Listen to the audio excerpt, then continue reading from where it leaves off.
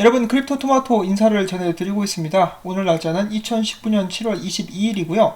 지금 현재 비트코인 가격은 약간 하락한 1574불에서 거래가 진행되고 있습니다. 마찬가지로 알트코인들 역시 약간 하락한 그런 상태에서 거래가 진행 중에 있고요. 비트코인 도미넌스는 다행히 약간 떨어진 듯한 모습을 보여주고 있습니다. 자, 그 다음으로 전달해드릴 소식은 이 암호화폐랑은 직접적으로 연관은 없지만은 지금 홍콩에서 일어나고 있는 사태가 심상치 않죠. 오늘 올라온 영상인데요. 지금 이 영상을 보시면은 이 홍콩 시민들이고 이 홍콩의 옌롱이라는 장소입니다. 일단 이것은 오늘 올라온 영상이고요. 지금 보시면은 이 홍콩 시민들인데 갑자기 난데없이 흰 옷을 입은 사람들이 나타나서 홍콩 시민들을 폭행을 하고 있습니다. 홍콩 시민들은 이 구타가 이 폭행이 무서워가지고 응급실조차 가지 못하는 그런 상황이 이어지고 있다고 하는데, 문제는 홍콩 경찰들이 이 사람들을 만류하지 않고 있습니다. 자, 여기까지만 보시면은 뭐 그렇게 큰 피해는 없어 보이는데 라고 생각을 하실 수도 있겠는데, 밑에 보시면은 이 기자를 이 막대기로 뒤지게 패고 있죠. 엄청나게 폭행 정도가 강합니다. 물론 이 피해를 당하고 있는 사람들은 홍콩 시민들이고요. 무차별적으로 폭행을 하고 있죠. 집단 구타도 일어나는 모습들을 종종 볼 수가 있는데, 이 공공장소에서 홍콩 시민들이 폭행을 당하고 있습니다. 자, 굉장히 좀 사태가 심각한 것처럼 보이고 있죠. 자, 그런데 문제가 뭐냐면은 경찰들은 홍콩 시민들을 구해주지 않고 이렇게 방관만 하고 있습니다. 못 본 척 하고 말이죠. 그리고 이제 물어봤습니다. 왜 홍콩 경찰들은 출동하지 않느냐 그랬더니 대답으로 나는 시간을 체크하지 못했다, 그래서 그런 것이다, 혹은 당신이랑 지금 할 말이 없다, 시간 없다, 그렇지만 아직 우리는 누구도 체포하지 않았다 라고 이야기를 하고 있습니다. 자, 이것은 어디까지나 이제 영상을 바탕으로 하고 이제 현지 사람들의 소문에 의한 것이라고 하는데, 이 흰옷 입은 사람들은 중국에서 데려온 용역 깡패라고 합니다. 이 시민들이 계속해서 항의를 하고 시위를 벌이니까 이제 중국에서 깡패들을 데려와가지고 무력으로 이렇게 제압한다는 그런 시나리오라는 것이죠.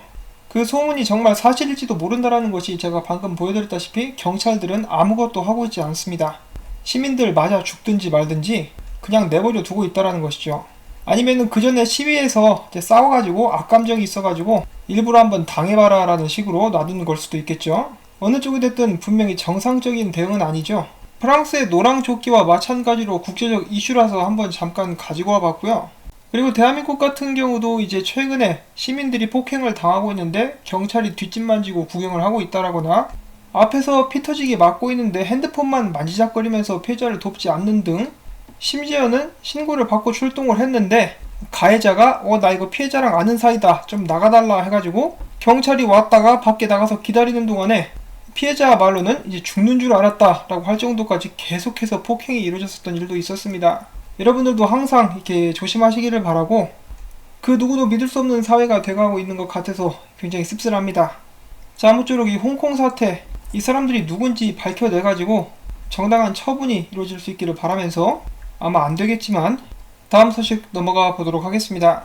어제 오늘 국내 암호화폐 투자자들을 공포에 떨게 한 그런 뉴스가 있었습니다. 바로 상기의 난 시즌2가 시작되게 될 수도 있을 것이다 라는 소문 때문이었었는데요.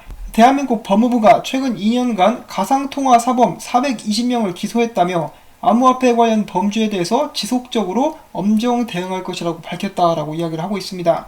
조금만 더 자세히 읽어보면은 19일 법무부 장관은 검찰의 가상통화 관련 사기, 다단계, 유사 수신 범죄 수익 은닉 등 이 범죄들을 철저히 수사하고 구형을 강화하는 등 관련 사범들에게 책임을 상응하는 형이 선고될 수 있도록 조치를 취하며 범죄 수익을 확실히 환수하여 범행을 유발하는 유인을 제거할 것을 재차 지시했다. 법무부 장관이 검찰에게 가상통화 관련 범죄에 대해 지속적으로 엄정 대응할 것을 지시했고, 검찰이 가상통화 관련 범죄를 철저히 수사, 처벌하고 있으나 범죄 수익을 노린 신종 수법들이 나타나는 등 근절되지 않고 있는 배경이 주요 원인인 것으로 풀이된다 라고 이야기를 하고 있습니다. 자, 기사를 봤는데 그렇게 나쁜 내용만은 아니죠. 오히려 좋은 내용이죠. 처벌을 강화하고 더욱더 사기꾼들을 엄정 처벌하겠다라고 하는 것이니까 이런 부분 자체는 긍정적이지 않나 싶습니다. 만약에 나와가지고 암호화폐 거래소를 다 막아버리겠다, 혹은 은행들에게 압박을 넣겠다라고 이야기를 했다라면 엄청난 악재가 될 수도 있었을 텐데, 일단은 뭐 나쁜 놈들 때려잡고 형량 강화한다라고 하니까 여기까지는 그래도 이렇게 괜찮지 않나 라고 이렇게 생각을 해봅니다. 그럼에도 불구하고 정말 아쉬운 것은 이제 2017년도부터 시작해가지고 지금 2019년인데 이 아무것도 변한 게 없죠.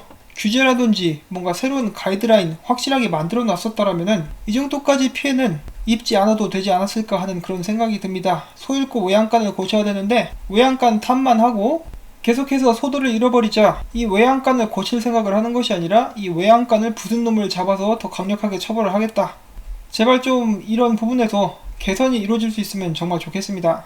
자, 다음은 바이낸스가 일본, 캐나다를 마진 거래 서비스 제외 지역 명단에서 삭제한 것으로 보인다라는 소식이 나왔습니다. 아직까지 공식적인 발표는 없지만은 이대로 간다라면 일본과 캐나다에서 바이낸스 이용자들은 마진 거래를 사용할 수 있게 되지 않을까 하는 기대감이 또 부풀고 있습니다. 다음 소식입니다. 바이낸스 자선재단이 공식 트위터를 통해서 워렌 버핏과 저스틴 선의 오찬에 참여하게 돼서 기쁘다. 이 전통산업과 블록체인 리더 간의 대화는 블록체인 산업의 발전과 대규모 채택을 촉진할 것이다 라고 전달을 했고, 바이낸스 측에서는 자오장펑이 아닌 바이낸스 BCF 대표이사가 이 점심 식사에 참여할 예정입니다. 그 다음 소식으로는 대한민국과 관계가 날로 악화되고 있는 일본에 관련된 소식인데요. 최근 참여연 선거가 있었죠. 이 선거에서 암호화폐를 옹호하는 후지마키 다케시 유신당 의원이 재선에 성공했다는 그런 소식입니다. 이 의원은 전에 암호화폐 투자자에게 세금을 부과하는 절차를 완화하겠다는 공약을 내건 바가 있습니다. 자, 그 다음 소식입니다. 나카모토 연구소의 공동 설립자 피에르 로커드가 트럼프 대통령이 최근 비트코인과 암호화폐에 관련된 부정적인 트윗을 올린 것에 대해서 미국 정치인들이 비트코인과 범죄 활동을 연결짓고 위협으로 정의하는 것은 정직하지 못한 태도다. 사실 미국 정치인들이 우려하고 있는 것은 달러에 대한 비트코인의 위협이다 라고 이야기를 했습니다. 그동안 미국은 글로벌 기축통화 달러를 이용해서 돈을 찍고 전 세계적인 인플레이션을 유발했다. 미국을 제외한 기타 지역 사람들은 이에 대해서 피해를 고스란히 입을 수밖에 없었고, 이러한 상황은 비트코인이 부상하게 되면 달라지게 될 것이다. 미국 대통령이 비트코인에 대해서 직접적으로 언급했다는 것은 비트코인 탄생 10년 만에 암호화폐가 주류 시장에 편입하고 있다는 것을 보여주는 것이다. 이 트럼프 대통령은 비트코인이 정부 관리하에 유통되는 돈이 아니라며 암호화폐에 대한 부정적인 입장을 밝혔지만, 바로 이 점이 암호화폐 옹호자들이 비트코인을 지지하는 이유 중 하나라는 사실을 상기해야 한다라고 지적을 했습니다. 이 상기를 해야 된다라고 하네요.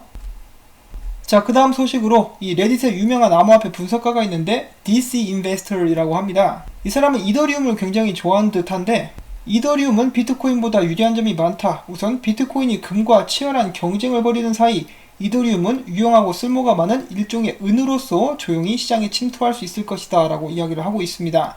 자, 은을 자처하는 알트코인은 이 라이트코인인 줄 알았는데 이렇게 이더리움을 은으로 부르는 사람도 있습니다.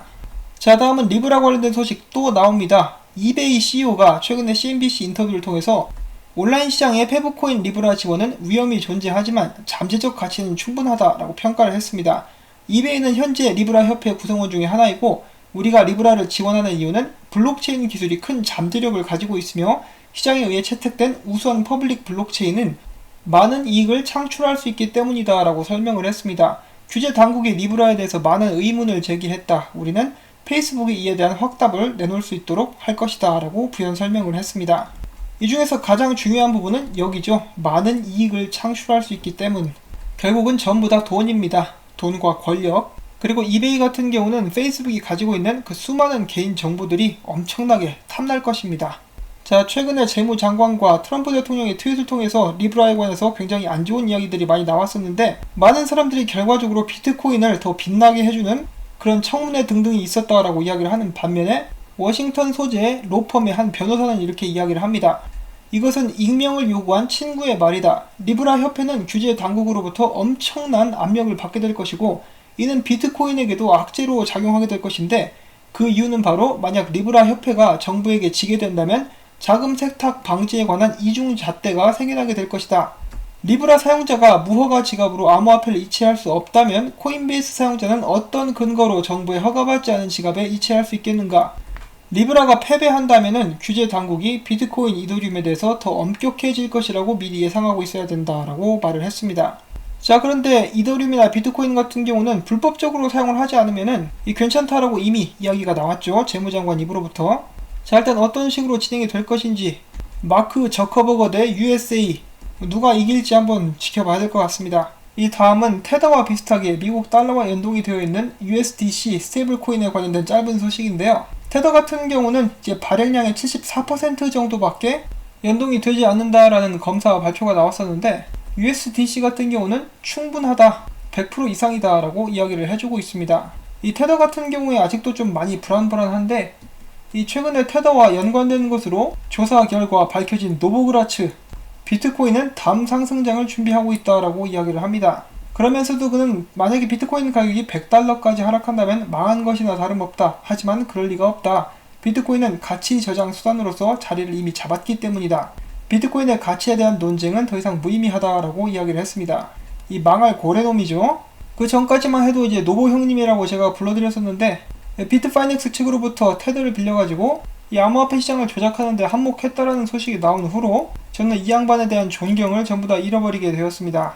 곧 있으면 이제 뉴욕 검찰 측에서 계속해서 조사를 할 것인지 말 것인지 결정을 하게 되는 시간이 다가오게 되는데, 제발 이제 아무 일 없이 잘 넘어갈 수 있기를 또 바라봅니다. 자, 그 다음에 비트코인 분석 소식 잠깐 또 몇 개 보도록 하겠습니다. 이 최근에 비트코인이 하락했죠. 그러면서 조시 레이저는 이 비트코인이 11,474불 그리고 1,185불 사이에서 거래가 되는 한 나는 중립적인 입장을 유지할 것 같다, 유지하겠다. 그렇지만은 비트코인이 만약에 더 떨어진다, 네 자리 숫자로 다시 떨어지게 된다면은 난 조금 더 축적할 마음이 있다 라고 이야기를 하고 있습니다. 그 다음에 어떤 분석가는 비트코인이 아마 이런 식으로 흘러가게 되지 않을까라고 또 예측을 해보고 있는 모습이 보여지고 있고요. 결론적으로는 하방을 보고 있는 그런 안타까운 관점이죠. 이 많은 분석가들이 사실 이 8,200불 선 여기까지는 이제 열어두고 있는 모습을 제가 볼 수가 있었는데, 많은 사람들이 이렇게 예상을 하기 때문에 또 위로 올릴지도 모를 일입니다.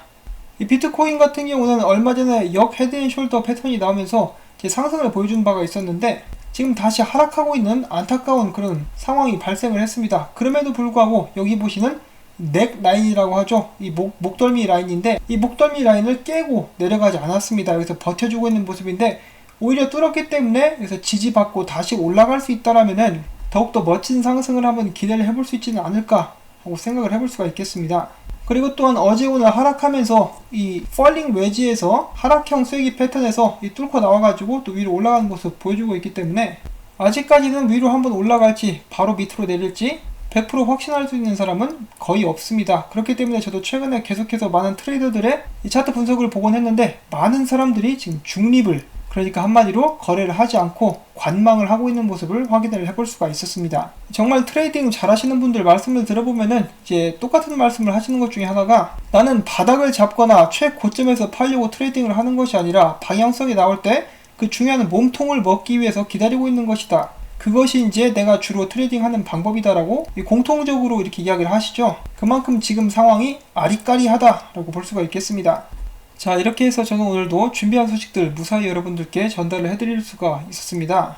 이 암호화폐의 가격이 오르락 내리락, 비트코인이 술 취해가지고 춤을 추고 있는 그런 상황인데, 매일매일 가격 변동에 일희일비하지 마시고 장기적인 관점으로 투자 계획을 세우는 것이 저희 정신 건강을 이제 건강하게 지키는 데도 큰 도움이 되지 않을까라고 말씀을 드리면서, 오늘 영상은 또 여기서 마무리를 짓도록 하겠습니다. 이 영상이 유익하셨다 싶으신 분들은 구독과 좋아요, 그리고 제가 계속해서 이 채널을 유지하고 열심히 일할 수 있도록 광고 시청을 부탁을 드립니다. 이 광고가 끝날 때까지 봐주셔야 저에게 도움이 되고요. 광고가 나오는 동안에 스트레칭도 하시고 이제 물도 좀 드시고 목도 이렇게 한 바퀴 싹 돌려주시면서 목 디스크를 예방할 수 있는 그런 시간 가지실 수 있기를 바라면서, 전 다음에 새로운 소식 가지고 또 찾아뵙도록 하겠습니다. 안녕히 계십시오.